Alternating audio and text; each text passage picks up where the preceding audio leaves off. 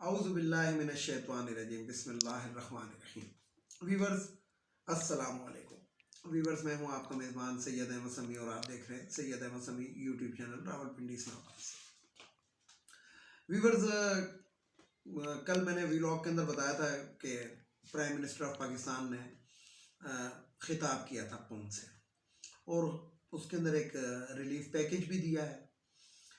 تو آج میں مختلف چینلز کے اوپر یہ چیز دیکھ رہا تھا کہ لوگ اس چیز کو بھی نیگیٹو لیتے ہیں، یعنی کہ آج وہ بلاول بھٹو صاحب نے کہا کہ جناب یہ عوامی مارچ جو ہم لے کر آ رہے تھے یہ اس کی وجہ سے ہوا ہے۔ نون لیگ نے کہا جناب کہ ہم جو ہے وہ لے کر آ رہے تھے عدم اعتماد یہ اس کی وجہ سے ہوا ہے۔ اور وہ جو پتلون عباسی ہے اس نے کوئی عجیب سی بات کی کہ آٹا چینی وغیرہ سستا ہونا چاہیے تھا۔ او بھائی، آٹا چینی گھی وغیرہ یہ اسی لیے مہنگا ہوتا ہے، اس کا جواز یہی بنایا جاتا ہے کہ جی پیٹرول مہنگا ہے اور کرایہ پڑتا ہے فلانا پڑتا ہے۔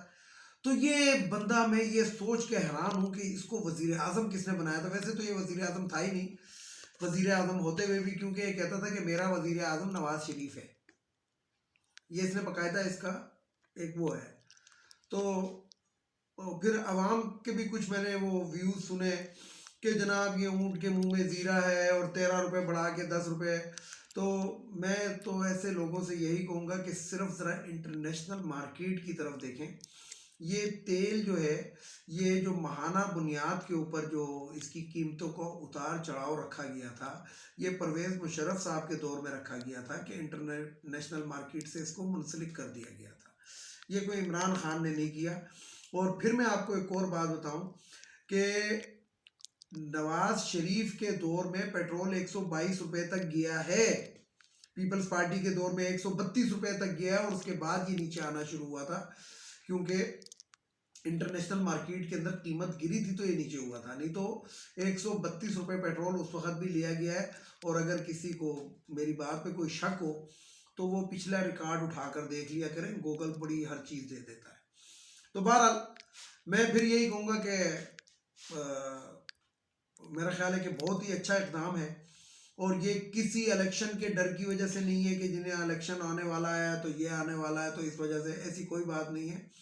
یہ ایک پرائم منسٹر نے ایک ریلیف پیکج دیا ہے، اور کس وجہ سے دیا ہے کہ یہ جو چائنا کا اور ایک رشیا کا جو دورہ ہوا ہے یہ اس کے ثمرات ہیں جو اب آنا شروع ہو گئے ہیں، اور آہستہ آہستہ مزید بھی خوشخبریاں ملیں گی، یہ بھی میں آپ کو بتا رہا ہوں۔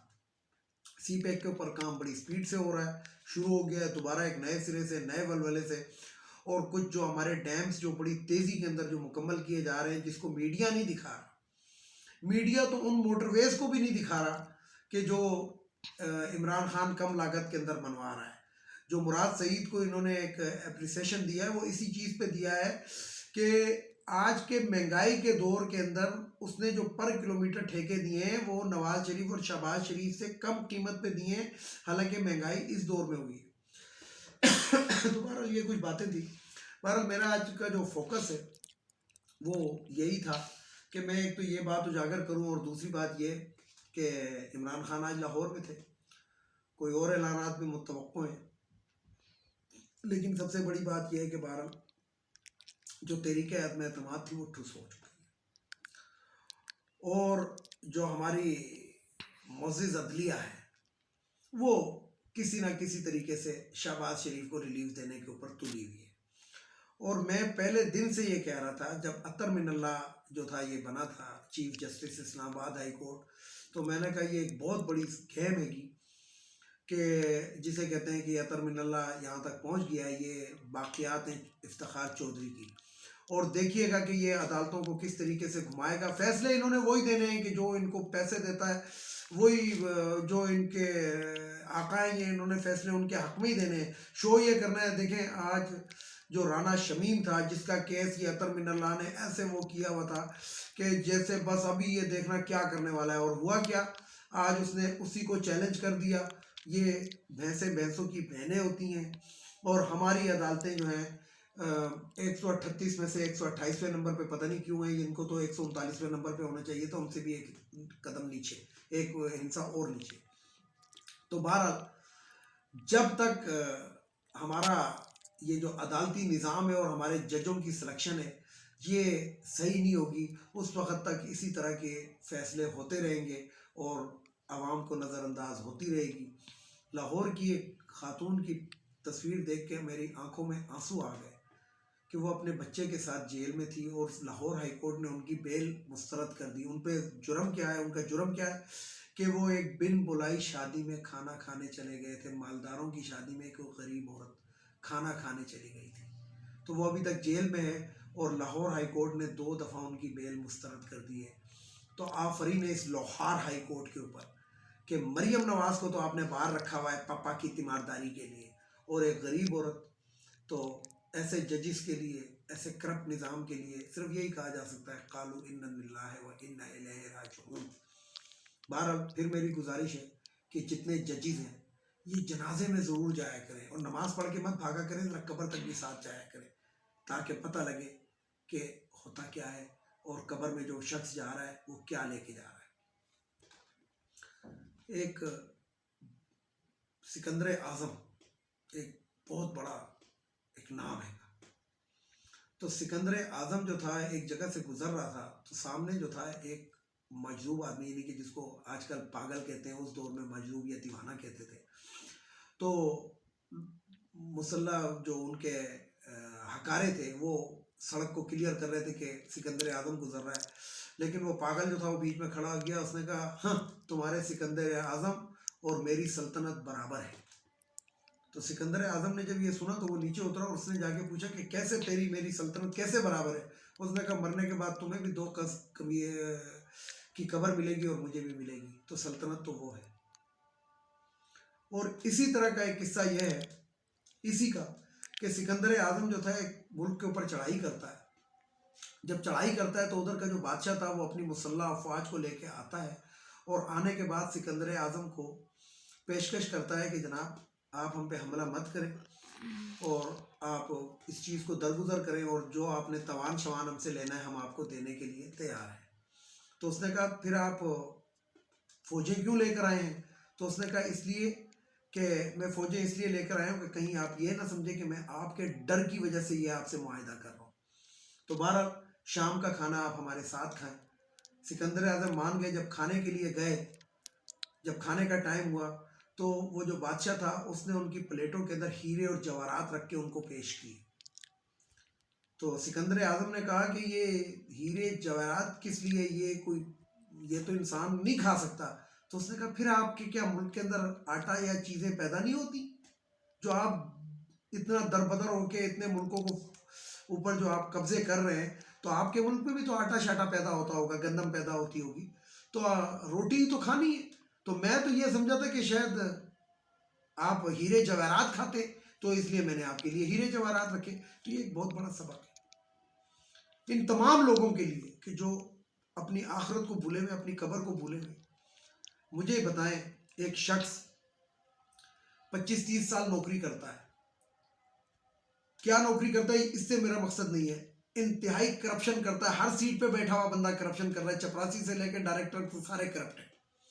اور جب بڑھاپا آتا ہے تو مسجد کی پہلی صف کے اندر وہ جناب پنکھے کے بٹن جو ہوتے ہیں ان کو کھولنا اور بند کرنا کہ جناب بڑا ثواب کما رہا ہوں، مسجد کی بجلی بنا رہا ہوں، بچا رہا ہوں۔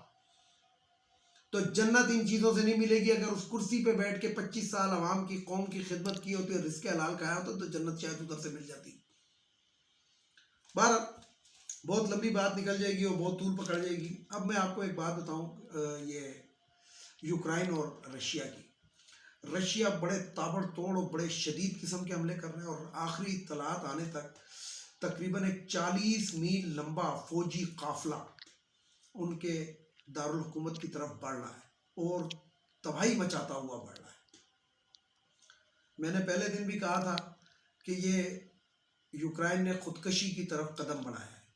اچھا، یوکرائن کی مدد ابھی مغربی ملکوں سے بہت زیادہ ان کو ہتھیار ملنا شروع ہو گئے، ایون کہ امریکہ بھی روز بروز بڑھا ہی رہا ہے ہتھیاروں کو، لیکن جنگیں جو ہوتی ہیں وہ ہتھیاروں سے نہیں لڑی جاتی، اور ہتھیار تو ادھر آ رہے ہیں لیکن آپ موازنہ کر لیں کہ پوری دنیا یوکرائن کے پیچھے، اور ایک رشیا جو ہے وہ یوکرائن کو کچلنے کے اندر لگا ہوا ہے. تو غلطیاں ہیں، اور غلطی جو ہے میں جو مطلب میرا ایک ذاتی وہ ہے کہ میری ذاتی رائے ہو سکتی ہے کہ یوکرائن نے بہت بڑی غلطی کی ہے. مطلب میرے پڑوس کے اندر ایک شخص رہتا ہے، تو میری کوشش یہی ہونی چاہیے کہ میں اس کے ساتھ اچھے طریقے سے رہوں، بہت اچھے طریقے سے رہوں، نہ کہ جو دوسرے محلے والا ہے وہ اس کے ساتھ تو اچھے طریقے سے ملے اور مجھ سے نہ ملے، تو پھر ڈیفینیٹلی مجھے غصہ آئے گا. اور یہی رشیا کا مسئلہ ہے کہ بھائی آپ کو کسی قسم کا کسی ملک سے خطرہ ہی نہیں ہے، تو آپ کیوں نیٹو کے اور یورپی یونین کے تلوے چاٹنے کے لیے ادھر جا رہے ہیں؟ اور یقین جانیں کہ یہ اسی طرح کی پٹائی ہے جس طرح عراق کو پہلے ڈی آرم کیا گیا تھا اور اس کے بعد اس کی امریکہ نے پٹائی کی. تو یورپی ملکوں نے پہلے اس کو ڈی آرم کرایا، اس کے سارے نیوکلر ویپنز یہ وہ لے جا کے جناب ضائع کر دیے، اور اب اس کو بے یار و مددگار چھوڑا ہوا ہے. ہتھیاروں سے جنگ نہیں لڑی جاتی. ویڈیو کو لائک کریں، شیئر کریں، سبسکرائب کریں، بیل آئیکن کے بٹن کو ضرور دبائیں تاکہ میری نیکسٹ ویڈیو آپ کو مل سکے. اس کے ساتھ ہی اجازت چاہوں گا. اجازت جانے سے پہلے میرے روایتی جملے، ایک ان افغانیوں کو ہمارے ملک سے جانا چاہیے. ایک خواتین کی مخصوص نشست قومی اسمبلی صوبائی اسمبلی سینٹ سے ختم ہونی چاہیے. تیسرے نمبر پہ ایک بھگوڑا جو لندن گیا ہوا ہے اس کو واپس آنا چاہیے. اور سب سے آخر میں ہماری معزز عدلیہ، ہماری معزز عدلیہ. زیادہ بات کیا کروں، روزانہ ہی کرتا ہوں، لیکن میں بس اتنا کہوں گا کہ کم از کم ہمارے ججز کی آنکھیں کھلنی چاہیے کہ عوام ان کے بارے میں کیا رائے رکھتی ہے. ابھی تو آپ فرعون بنے بیٹھے ہیں، آپ کے اوپر کوئی بھی کچھ نہیں کر سکتا کیونکہ توہین عدالت لگ جاتی ہے. لیکن ایک عدالت ایسی ہے جس کے اندر آپ کی گواہی دینے والا کوئی نہیں ہوگا، ادھر آپ نے اپنی گواہی خود دینی ہے. یہ یاد رکھیے گا. اور جسٹس قاضی فائز عیسیٰ، میں اس قوم کو بھولنے نہیں دوں گا. میں تمہیں روز اپنی ویڈیو کے اندر یاد کروں گا، اور میں لوگوں کو بتاؤں گا کہ ہمارے عدالتی نظام میں اس طرح کا ایک کرپٹ جج بھی موجود تھا جس نے اپنی بیوی پیش کی تھی. تو جو ایماندار ججز ہیں ان سے یہی گزارش ہے کہ اس کی بیوی کے آنسو نہ دیکھیں، اس کی کرپشن دیکھیں. اس کے ساتھ ہی اجازت چاہتا ہوں تمام دیکھنے والے سننے والوں کو. اللہ حافظ. اور آخر میں وہی نعرہ، پاکستان زندہ باد.